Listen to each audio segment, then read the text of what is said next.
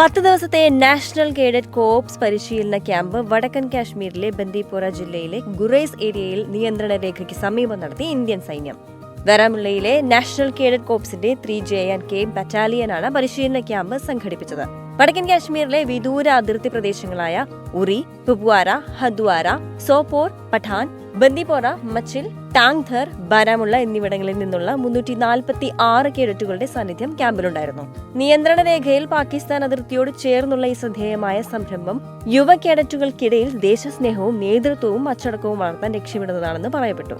കേഡറ്റുകൾക്ക് ഡ്രില്ലുകൾ, ആയുധ പരിശീലനം, map reading, radio telephony തുടങ്ങി നിരവധി പരിശീലന പ്രവർത്തനങ്ങളിൽ ഏർപ്പെടാനും ശാരീരികക്ഷമത, മാനസിക ചടുലത, സ്വഭാവ രൂപീകരണം എന്നിവ പ്രോത്സാഹിപ്പിക്കുന്ന വോളിബോൾ, ഡിബേറ്റ്, പെയിന്റിംഗ് തുടങ്ങിയ വിവിധ മത്സരങ്ങളിൽ അവരുടെ കഴിവുകളെ കൊണ്ടുവരാനും NCC ക്യാമ്പ് ഒരു സവിശേഷ വേദിയായി മാറുമെന്നും പറയപ്പെട്ടു.